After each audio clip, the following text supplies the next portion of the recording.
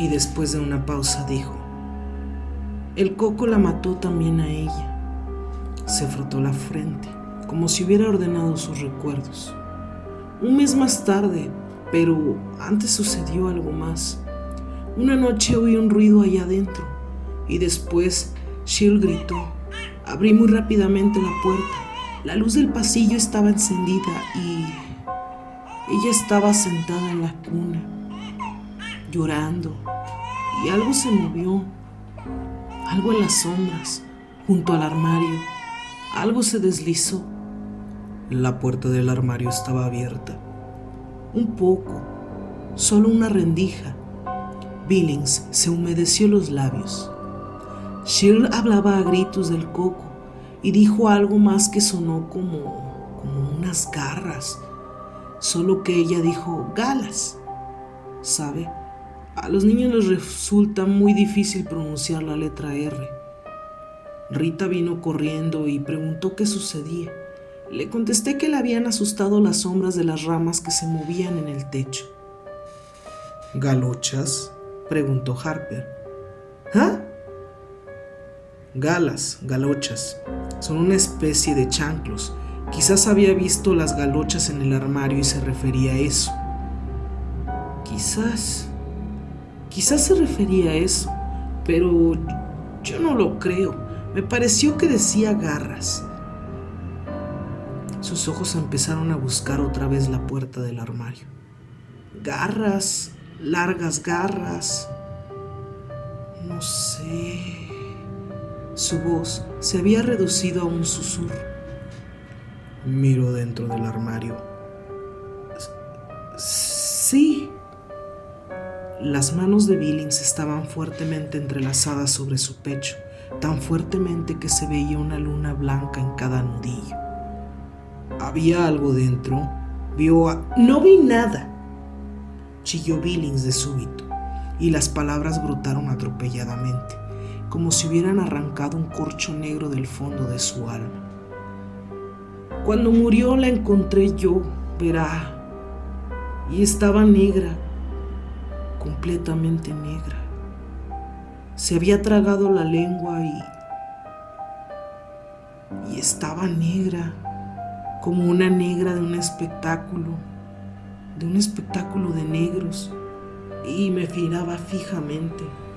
Sus ojos parecían los de un animal embalsamado, muy brillantes y espantosos, como canicas vivas, como si estuvieran diciendo: me pilló, papá, tú me dejaste que me pillara, tú me mataste, tú le ayudaste a matarme.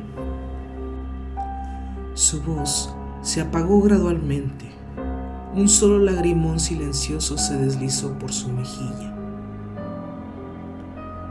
Fue una convulsión cerebral, ¿sabe? A veces le sucede a los niños.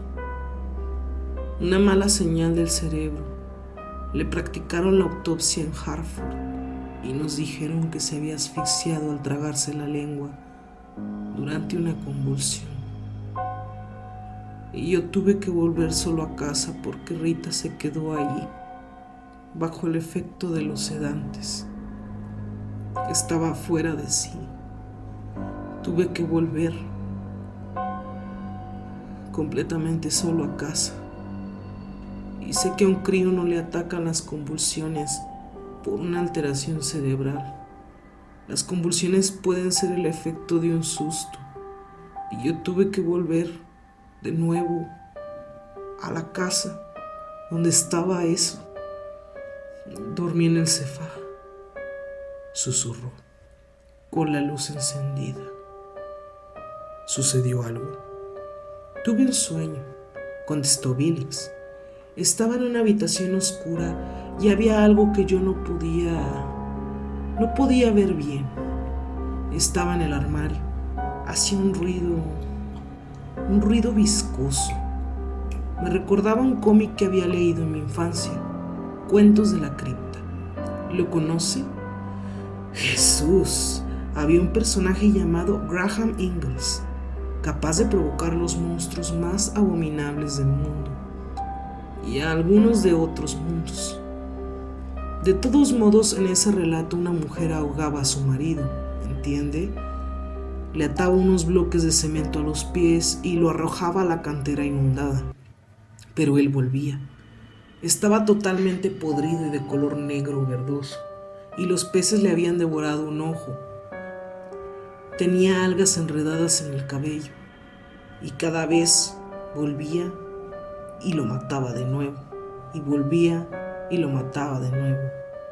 Y cuando me desperté en mitad de la noche, pensé que lo encontraría inclinándose sobre mí, con garras, largas garras. El doctor Harper consultó su reloj digital embutido en una mesa. Lester Billings estaba hablando desde hacía casi media hora. Cuando su esposa volvió a casa, dijo, ¿cuál fue su actitud respecto a usted? Aún me amaba, respondió Billings orgullosamente. Seguía siendo una mujer sumisa. Ese es el deber de la esposa, ¿no le parece? La liberación femenina solo sirve para aumentar el número de chalados. Lo más importante es que cada cual sepa ocupar su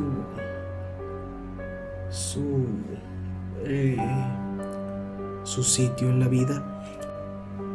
Eso es. La mujer debe de seguir al marido, o durante los primeros 4 o 5 meses que siguieron a la desgracia, Rita estuvo bastante mustia. Arrastraba los pies por la casa, no cantaba, no veía la TV, no reía, ya no hacía nada. Yo sabía que se sobrepondría. Cuando los niños son tan pequeños, uno no llega a encariñarse tanto. Después de un tiempo hay que mirar su foto para recordar cómo era que lucía. Rita me dijo que quería otro bebé. Le dije que era una mala idea. No de forma definitiva, pero sí por un tiempo. Le dije que era hora de que nos conformáramos y empezáramos a disfrutar el uno del otro. Antes nunca habíamos tenido la oportunidad de hacerlo. Si queríamos ir al cine, teníamos que buscar una niñera.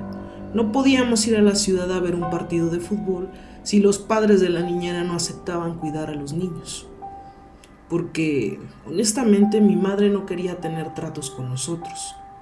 Denny había nacido demasiado poco tiempo después de que nos casamos, ¿entiende? Mi madre dijo que Rita era una zorra, una vulgar trotacalles. ¿Qué le parece? Una vez me hizo sentar y me recitó la lista de las enfermedades que podía pescarme si me acostaba con una prostituta. Me explicó cómo un día aparecería una llaguita en el pene, y al día siguiente se estaba pudriendo. Ni siquiera aceptó venir a la boda. Billings tamborileó con los dedos sobre su pecho. El ginecólogo de Rita le vendió un chisme llamado DIU, dispositivo intrauterino, creo. Supuestamente era del todo seguro. Eso fue lo que le dijo el doctor. Bastaba con insertarlo en el aparato femenino y listo. Si hay algo allí, el óvulo no se fecunda. Ni siquiera se nota, ni siquiera sabes que está ahí. Y al año siguiente volvió a quedar embarazada. Vaya, seguridad absoluta. Ningún método anticonceptivo es perfecto, explicó Harper. La píldora solo lo es en un 98% de los casos. El DIU puede ser expulsado por contracciones musculares o por un fuerte flujo menstrual y en algunos casos excepcionales durante la evacuación. Sí, o la mujer se lo puede quitar. ¿Es posible? ¿Y entonces qué? Empieza a tejer prendas de bebé, canta bajo la ducha y come encurtidos como una loca. Se sienta sobre mis rodillas y dice que debe ser la voluntad de Dios. ¡Ja! ¡Mierda! El bebé nació al finalizar el año que siguió, o ¿cuándo fue su nacimiento? Exactamente, un varón. Le llamó Andrew Lester Billings. Yo no quise tener nada que ver con él, por lo menos al principio. Decidí que puesto que ella había armado el jaleo, tenía que apañársela sola. Sé que esto puede parecer brutal, pero no olvide cuánto había sufrido yo. Sin embargo, terminé por cobrarle cariño. ¿sabe? Para empezar, era el único de la camada que se parecía a mí. Denny guardaba parecido con su madre y Shirley no se había parecido a nadie, excepto tal vez a la abuela de Anne. Pero Andy era idéntico a mí. Cuando volvía de trabajar iba a jugar con él. Me cogía solo el dedo y sonreía y gorgoteaba. A las 9 semanas ya sonreía como su papá. ¿Cree lo que le estoy contando?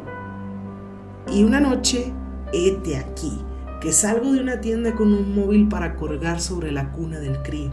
Yo siempre he pensado que los críos no valoran los regalos hasta que tienen una edad suficiente para dar las gracias. Pero ahí estaba yo, comprándole un chisme ridículo, y de pronto me di cuenta de que lo quería más que a nadie en este mundo. Ya había conseguido un nuevo empleo, uno muy bueno, por cierto. Vendía taladros de la firma Cluet & Sons. Había prosperado mucho, y cuando Andy cumplió 1 año nos mudamos a Waterbury, la vieja casa que tenía demasiados malos recuerdos y demasiados armarios. El año siguiente fue el mejor para nosotros. Daría todos los dedos de la mano derecha para poder vivirlo de nuevo. Aún había una guerra en Vietnam y los hippies seguían paseándose desnudos y los negros vociferaban mucho, pero nada de eso nos afectaba. Vivíamos en una calle tranquilo, con buenos vecinos. Éramos felices. Un día le pregunté a Rita si no estaba preocupada. Usted sabe, dicen que no hay 2 sin 3. Contestó que eso no se aplicaba a nosotros, que Andy era distinto, que Dios lo había rodeado con su círculo mágico. Billings miró el techo con una expresión morbosa. El año pasado no fue tan bueno. Algo cambió en la casa. Empecé a dejar los chanclos en el vestíbulo porque ya no me gustaba abrir la puerta del armario. Pensaba constantemente, ¿y qué harás si está allá adentro, agazapado y listo para abalanzarse apenas abras la puerta? Y empecé a imaginar que oía ruidos extraños, como si algo negro, verde y húmedo se estuviera moviendo apenas ahí dentro del armario. Rita me preguntaba si no trabajaba demasiado y empecé a insultarla como antes. Me revolvía el estómago dejarlos solos para ir a trabajar, pero al mismo tiempo me alegraba salir. Que Dios me ayude, me alegraba salir. Verá, empecé a pensar que nos había perdido durante un tiempo cuando nos mudamos. Había tenido que buscarnos, deslizándose por las calles durante la noche y quizás reptando por las alcantarillas, olfateando nuestro rastro. Necesitó 1 año, pero nos encontró. Ha vuelto, me dije. Le apetece Andy y le apetezco yo. Empecé a sospechar que quizás si piensas mucho tiempo en algo y crees que existe, termina por corporizarse. Quizás todos los monstruos con los que nos asustaban cuando éramos niños eran completamente reales. Frankenstein, el hombre lobo, la momia, estos realmente existían. Existían en la medida suficiente para matar a los niños que aparentemente habían caído en un abismo, o se habían ahogado en un lago, o tan solo habían desaparecido. Quizá se está evadiendo de algo, señor Billings. Billings permaneció un largo rato callado. En el reloj digital pasaron 2 minutos. Por fin dijo bruscamente: Andy murió en febrero. Rita no estaba en casa. Había recibido una llamada de su padre. Su madre había sufrido un accidente de coche un día después de Año Nuevo y creían que no se salvaría. Esa misma noche Rita cogió el autobús. Su madre no murió, pero estuvo mucho tiempo, 2 meses aproximadamente, en la lista de pacientes graves. Yo tenía una niñera excelente que estaba con Andy durante todo el día, pero por la noche nos quedábamos solos y las puertas de los armarios porfiaban en abrirse. Billings se humedeció los labios. El niño dormía en la misma habitación que yo. Es curioso, además, una vez cuando cumplió 2 años, Rita me preguntó si quería instalarlo en otro dormitorio. Spock u otro de esos charlatanes sostiene que es malo que los niños duerman con los padres. ¿Entiende?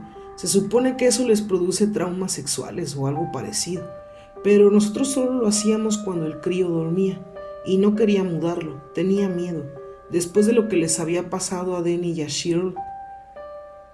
«Pero lo mudó, ¿verdad?», preguntó el doctor Harper. «Sí», respondió Billings. En sus facciones apareció una sonrisa enfermiza y amarilla. «Lo mudé». Otra pausa. Billings hizo un esfuerzo por seguir. «Tuve que hacerlo», espetó por fin. «Tuve que hacerlo. Todo había andado bien mientras Rita estaba en la casa, pero cuando ella se fue, eso empezó a envalentonarse.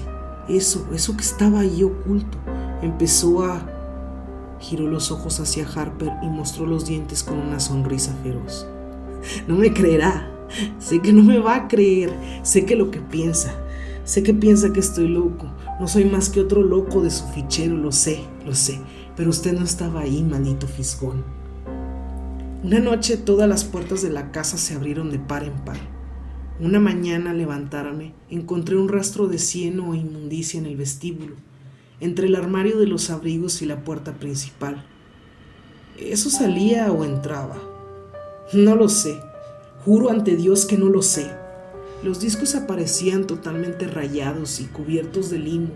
Los espejos se rompían y los ruidos... Se pasó la mano por el cabello. Me despertaba a las 3 de la mañana y miraba a la oscuridad, y al principio me decía, es solo el reloj, tranquilo. Pero por debajo del tic-tac oía que algo se movía sigilosamente, pero no con demasiado sigilo, porque quería que yo lo oyera. Era un deslizamiento pegajoso, como el de algo salido del fregadero de la cocina, o un chasquido seco, como el de las garras que se arrastran suavemente sobre la baranda de la escalera. Y cerraba los ojos, pensando que si oírlo era espantoso, verlo sería... Y simplemente tenía ruido, siempre. Temía a los ruidos que interrumpieran fugazmente y que luego, después de eso, una risa estallara sobre mi cama y una bocanada de aire con olor a coles rancias llegara de repente, así como unas manos que se acercaban sobre mi cuello. Pero todo eran simplemente alucinaciones de mi mente. Billings estaba pálido y tembloroso, de modo que lo mudé. Verá, sabía que primero iría a buscarle a él, porque era más débil, y así fue. La primera vez chilló en mitad de la noche y finalmente, cuando reuní los cojones suficientes para entrar, lo encontré de pie en la cama y gritando, «¡El coco, papá, el coco! ¡Quiero ir con papá! ¡Quiero ir con papá!». La voz de Billings sonaba atiplada, como la de un niño. Sus ojos parecían llenar toda su cara. Casi dio la impresión de haberse encogido en el diván. Pero no pude.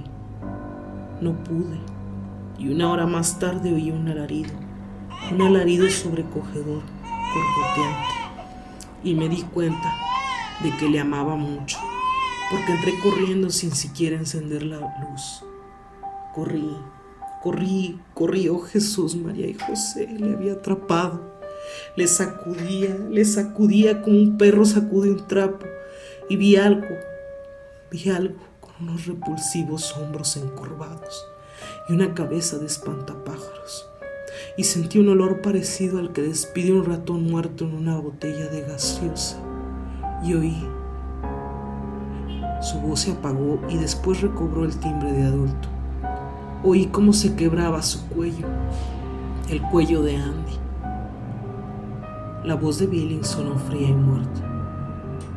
Fue ese ruido, semejante al del hielo que se quiebra cuando uno patina sobre un estanque en invierno. ¿Qué sucedió después? Oh, eché a correr, respondió Billings con la misma voz fría y muerta. Fui a una cafetería que estaba abierta durante toda la noche. ¿Qué le parece esto? ¿Qué le parece esto como una prueba de cobardía? Me metí en una cafetería y bebí 6 tazas de café. Después volví a casa. Ya amanecía. Llamé a la policía antes de subir. Estaba tumbado en el suelo mirándome, acosándome. Había perdido un poco de sangre por su oreja, pero solo una rendija. Se cayó. Harper miró el reloj digital. Habían pasado 50 minutos. Pídale una hora a la enfermera. ¿Los martes y jueves? Solo he venido a contarle mi historia, para desahogarme. Le mentí a la policía, ¿sabe? Dije que probablemente el crío había tratado de bajar la cuna por la noche. Y se lo tragaron. Claro que sí. Eso era lo que parecía. Un accidente como los otros. Pero Rita comprendió la verdad. Comprendió finalmente. Señor Billings, tenemos que conversar mucho. Creo que podremos eliminar parte de sus sentimientos de culpa, pero antes tendrá que desear realmente librarse de ellos. ¿Acaso piensa que no deseo? ¿Que no deseo librarme de esos pensamientos? Exclamó Billings, apartando el antebrazo de sus ojos. Estaban rojos, irritados, doloridos. Aún no, prosiguió Harper afablemente. ¿Los martes y jueves? Maldito curandero, masculló Billings después de un largo silencio. Está bien, martes y jueves. Pídale una hora a la enfermera, señor Billings, por favor. Lo veré pronto. Billings soltó una risa hueca y salió rápidamente de la consulta sin mirar atrás. La silla de la enfermera estaba vacía. Sobre el secante del escritorio había un cartelito que decía: vuelvo enseguida. Billings se volvió y entró nuevamente en la consulta. Doctor, su enfermera... Pero la puerta del armario estaba abierta, solo una pequeña rendija. Qué lindo, dijo una voz desde el armario. Qué lindo. Las palabras sonaron como si hubieran sido articuladas por una boca llena de algas descompuestas. Qué lindo, dijo el coco, mientras salía arrastrando los pies. Aún sostenía su máscara del Dr. Harper en una de sus manos podridas, llena de garras espatuladas.